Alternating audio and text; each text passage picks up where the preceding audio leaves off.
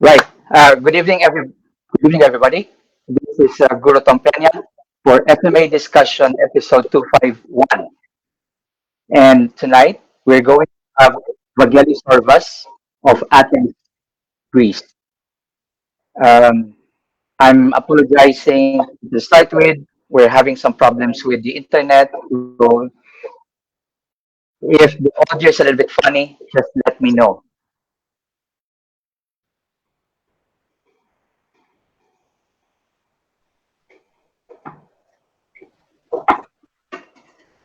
Right. Good evening, Vagelis. Good evening, Tom. Good evening, everybody. All right. How are you doing today? Fine, thank you. It's a rainstorm right now, quite heavy outside with thunders. Oh, really? Oh, no. Is, is, is the sound coming up? Okay. Uh, it has some small problems. I hope the internet will be fixed later on. Okay. All right. Okay. So, um, once again, good evening, everyone. It's already 9:30 in Greece, 7:30 here in the UK, and I know it's afternoonish in the States. Okay. But if you're watching this interview, please the like or the heart button. Tell us where you are watching from. And again, tonight we have Vagelis, Zorbas of Athens, Greece, who practices JKD, FMA, Kuntao, and Silat. And Vagelis, thank you very much for gracing us with your presence tonight. Okay. All right. So let's get on to the actual journey you have in martial arts. Try to get first into your journey into martial arts in general and how you transition into FMA. Well, as I told you in the test run on Sunday, I started with Oriental martial arts, any kind that I could find available for training. And after many years, I started to crystallize my thoughts about Jeet Kune Do, Filipino martial arts, and Kuntao Silat as quite important three elements that they can be combined together as a training curriculum that give you all the assets and tools for a practitioner to train in all kinds of ranges or weaponry. JKD is an unarmed method, but it has a lot of fencing theories, so it is well combined with Kali. Kali and Silat are sister arts, they have many elements. The footwork of Silat is combined with the Chinese hands. It's why it's called Kuntao Silat. It's a mixture of Chinese hands, Indonesian feet or footwork, as you say, and it has a lot of influences from other systems as well. From Filipino martial arts, I've been training in a lot of big variety of Filipino systems, not specialized in any kind, but all these years I'm trying always to be involved around many beautiful Filipino martial arts. Mm-hmm. Okay, so when you started with your JKD, you already knew you want to pursue FMA and Silat as well. As I'm trying to be a researcher, to see what routes of investigations Joe Bruce Lee did, most of his books are about old school Western boxing, pugilism. Okay. There I discovered that from 1700 and after Lord Figs in UK, they had a combination of stick fighting, fencing, and unarmed combat as well. So they had three kind of training tools and as competition as well. This got separated later on. Fencing became as a sport as fencing. Stick fencing got lost in a way. People got not interested anymore. And pugilism became the Western boxing that everybody knows nowadays. So there's a connection, at least in the European side, of stick fencing. The traces of stick fighting can be traced to ancient Egypt.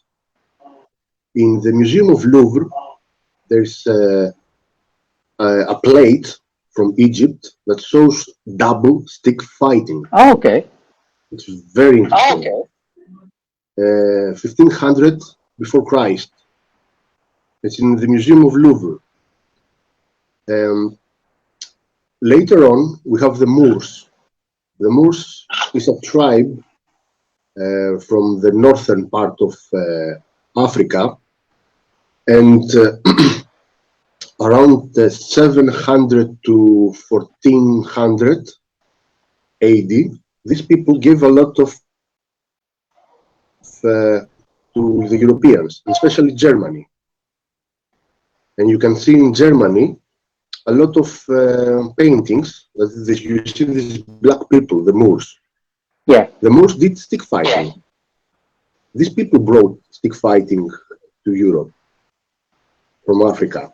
And also there's a legend, fairy tale, I don't know, there's no evidence or proof that these Moors, before Columbus, went to Philippines as sailors.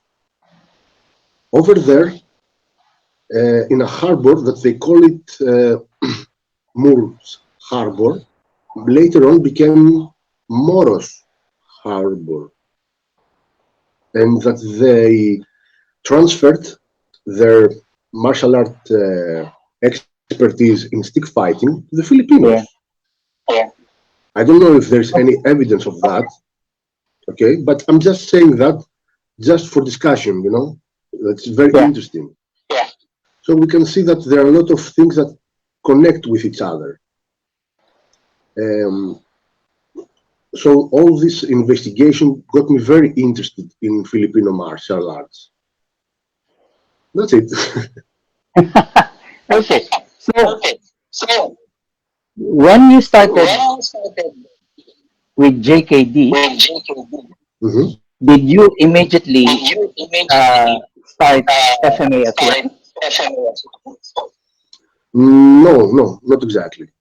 I had training with one of my cousins from USA, from Florida, that did from Ted Wong lineage JKD.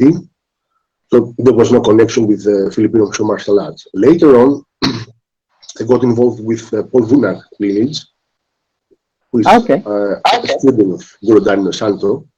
So there was an involvement in Lacoste No Santo blend system, which is an excellent vehicle for anybody that wants to start Filipino martial arts, because it's like has a lot of elements of variety of Filipino martial art techniques from many systems. So it's a good vehicle for somebody to start. Okay.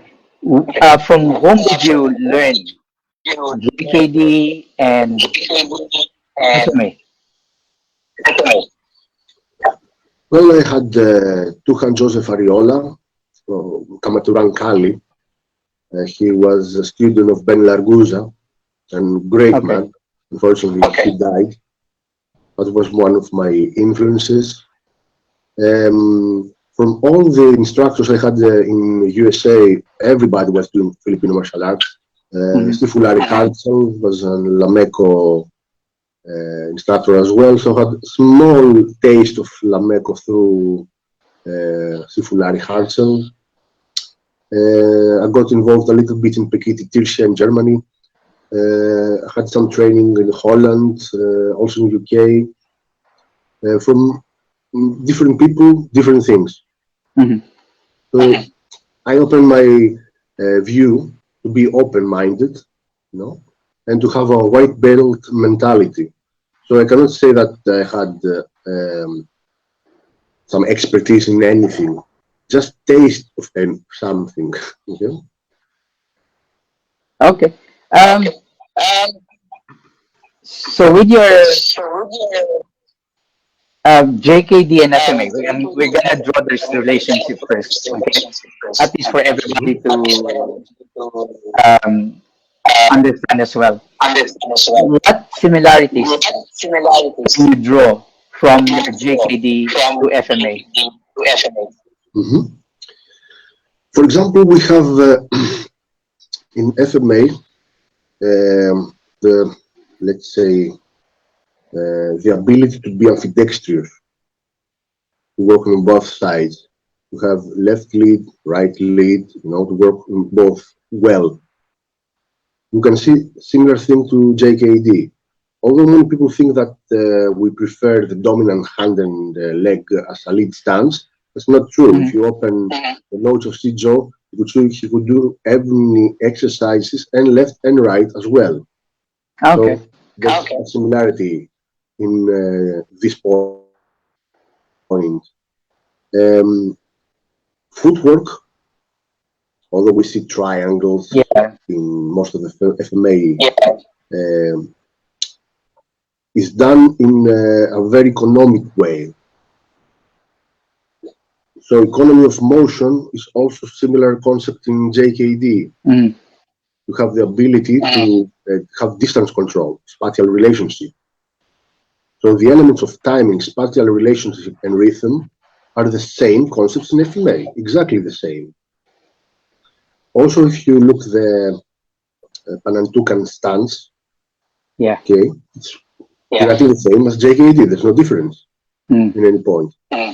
Also, in Lameco stick combatives, all elements are theories of JKD as well. Okay. And I highly recommend Guro Roger Agbulos for anybody that wants to try something, especially if they have JKD training, they will find completely the same theories in the teachings of Guru Roger Agbulos. And it's quite perfect if somebody wants to refine, internalize, and functionalize in what he does. First time I got involved with Guru Roger, I got shocked because I probably was very arrogant that I thought I knew too much, but I was not able to perform anything. So if you want to have a shock, have a lesson. So is this when you met Roger? When you met Guru Roger? He's, let's say, the sibling of Sijo Bruce Lee, but in the arm side. So if you want to find similarities in JKD with FMA, go visit Roger Agbulos. Yeah, I agree. I do find his Zoom lessons really helpful, especially when it comes to understanding timing, range, and distance control. So yeah.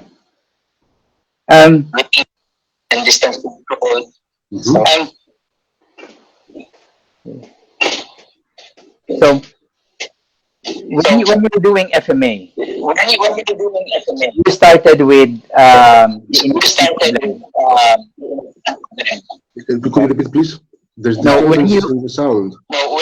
when you did FMA, you started with Inosanto blend. Yes, exactly. You did some Pikiti, Yes, a little bit. a little bit of Pikiti, and how how did you get into a Flamenco? Or if you have other SMA students that you dabbled with? Well, as I told you, I had a small taste of Flamenco through Larry Hartzell Rehearsal, yes. decades ago. Okay? Always I was interested in researching about Illustrissimo, Edgar Sulite. So Mhm. I knew very well about the importance of these arts. And that they have, let's say, some connection. The campo, Yeah, they do. Illustrissimo, Mm. they're a little bit, let's say, together. They have roots all together. And of course, I have watched all the videos of Edgar Sulite, and he was quite functional in what he was doing. And also, probably, he was one of the first people that I saw giving terminology. Mm. This footwork is called this work. Never heard terminology before. So he was quite pioneer on this aspect. And he was creating fighters as well. So that's why I was interested in this kind of thing. Okay. So and then from uh, Punong Guro Edgar Solite, you found your way to Asiglameco, si Guru Roger. Yeah, exactly. Okay. When you were doing group, when you were doing FMA with the Enestanto blend, Mhm. did you also do a lot of panuntukan and knife work? The what? Knife work and panuntukan when you Knife were work. still doing when you were still doing FMA with the Enestanto blend. Mhm. Um, Knife work as well as unarmed training Pantukan, they're in the same training. Although in reality, these are different, let's say, family groups of training. Somebody is supposed to work first with weapons and then work unarmed in Pantukan. But nowadays, everything is modernized, so they do everything at the same time. Mm, Okay? mm, mm. Anyway, Pantukan is blade boxing. Yeah. All the stance, everything comes from the blades. Even the modern way of holding the arms up comes from the Filipinos. When Americans invaded the Philippines to free them from during the Spanish Filipino War, they established army camps in the Philippines, and the hobby of the Americans was boxing, but they were fighting the old method, Sullivan stance, stuff like that.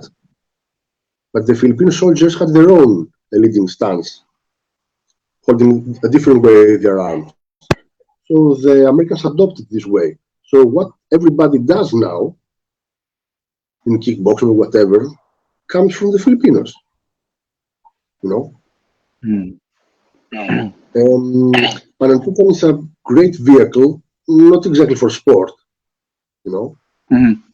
but it can combine everything from using hacks, hammer strikes, elbows, pushing, manipulating, moving to angles, um, hitting illegal targets, let's say. Mm. Also with a combination of all the footwork that you do with sticks or knives. Yeah. So it's quite interesting that there's a transfer of ability from the weapons to the hands. And what you do affects you immediately. The best quote I read recently is that if you want to understand FMA, leave down your weapons and do everything unarmed. Then you understand what's going on. For example, if you do an inside deflection with your stick, Yeah. whatever. For example, you do an inside deflection. Okay, I don't know if it's visible. Okay, If you leave it down, it's like I'm doing a hook, but look where my other hand goes. So whenever I'm hooking, I'm covering my open side. Mhm. So there's a transfer of knowledge of the sticks of the way you're hooking now, because you're using this as a cover instead. Yeah. Yeah. Also, the way that you move with the stick, you're doing evasion. In Western boxing, or Pantukan, you can call it whatever you want, evasion is a very important aspect. You're not studying still, you have always to evade your trunk and head. Mm. When you're using the stick, you have to hide behind triangles. So Yep. when I do this inside deflection, okay, I'm moving this way. Mm. So it's like I'm hooking, but at the same time, I'm leaning to the other side to be covered for my hands and to avoid any incoming blows. Yeah, it's like slipping. So you establish very good foundation through weaponry. Mm. Many people don't understand weapons. They think that nobody will fight with a stick. I agree. I'm not doing this to be a stick fighter, or I'm going to deal on the street somebody with a stick. Mm. That does not exist. So the stick is not a weapon anymore. It's a training tool, and a very good one. Mm. Yeah, I do agree with that, especially training. The stick is you can use the stick as a mobile barrier, like a shield, Mhm. or a force multiplier. Exactly, exactly. Anyway, it's a clever way to train and has a lot of variety. But it's not only the stick the only aspect of FMA. For example, in Lacoste Blend, there are 12 areas of training, Mm-hmm. and it's quite complete. It has long-range weapons, medium weapons, double weapons, mixed weapons, So you have to be proficient in using any kind of object you can find. Yeah. And many of these training tools, let's say, are not used anymore to be trained by groups or whatever. For example, have you seen anybody training with a whip? Yes, I do. Rarely. Very rare, but I still see some people. For example, you cannot have so much space to use whips. You need an open space, That's true. you know. I can't use mine unless I'm in the park. Not even in my, not Or, even in the garden. or for example, do you see any people using a shield? Nah. But look, all the anthropological photos of the previous century from the Philippines, what you see all around? Spears and shields. Spears and a shield, yeah. Mm. Yeah, where are the shields and the spears in FMA? No, it's not practiced much anymore. Unless basically you double in Bangkao, Mm-hmm. paddle, which you can similar use for the speed. The shield, it's almost incorporated now to some of the movements in the double baston. Mm-hmm. Yeah, but you don't. Well, it's rarely being used now when you with an actual shield. Mm-hmm. I have a nice story that Tuhan Joseph Ariola told me. He was a Okay. student of Ben Larguza. Once, it's a fairy tale. Okay. Once there was a great stick fighter that won many death matches. Mm-hmm. Before he died, he gave his fighting stick, that with this stick killed a lot of people, to his best student. as a legacy, he passed on his stick. The student took the stick and thought, now there are no death matches. We were more civilized. And I cannot train with this stick. It's too heavy and too long. So he took a saw and cut a piece of that to make it shorter, lighter, and faster. When this student also died decades ago, gave this stick to his best student as well. That student thought that this is a piece of history, this stick. So he took a glass box showcase and put it in and sealed it and put it in a display in his dojo. Okay. And he never used that again. Same thing happens with all the arts. They started, and let's say intention. They end up and to something else. So we can see that also this happening to FMA as well. Many things change rapidly. How were Filipino martial arts before World War II? And how they are now? Yeah, actually, Of course, that's a good story. It is exactly what is happening in SMU now. Also, let's say, what's supposed to be the main weapon of Filipino Kali? The bolo? It depends on the region. Yes, and also it depends on the evolution of history. Yeah. So when they were in countryside as farmers, of course they had the bolo blades. Machetes or bolos, yeah. Everybody, they need to use them every day in their work. When they made the cities, you couldn't move around with a bolo in the city. No. Ridiculous. And you don't need it. So they turned up to use balisong blades that you could put in your pocket. Okay. Am I right? All right. Vagelis, they're getting an echo. I don't. Now do I sound okay?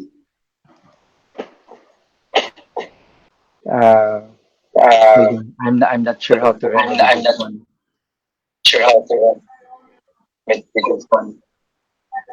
Hello? Okay, can you hear me? Yeah, I can hear you. Okay. Can you hear? Yeah, Oh, there's still an echo. There's still an echo, guys.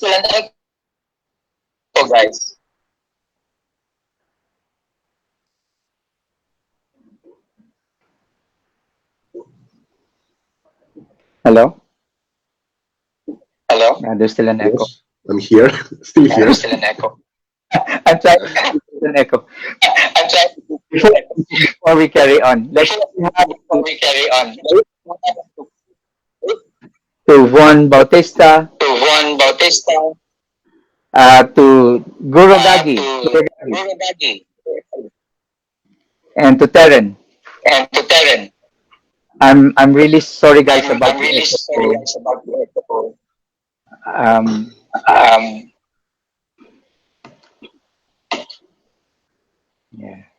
Yeah. I don't know if it is my internet or.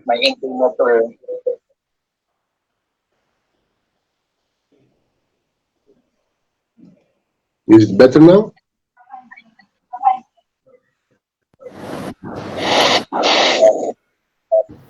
No, I think there's Still? Yeah, there's still an echo. Okay. Yeah, I'm really sorry, guys. I don't know basically what's happening. Okay. The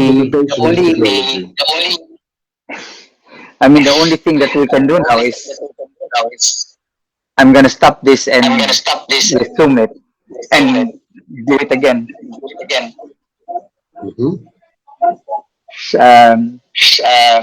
Shall we do that? Sorry, Dean. What I have to do? Um, I'm going to st- I'm going to stop this. Okay, close it and then open it again. Okay. All right.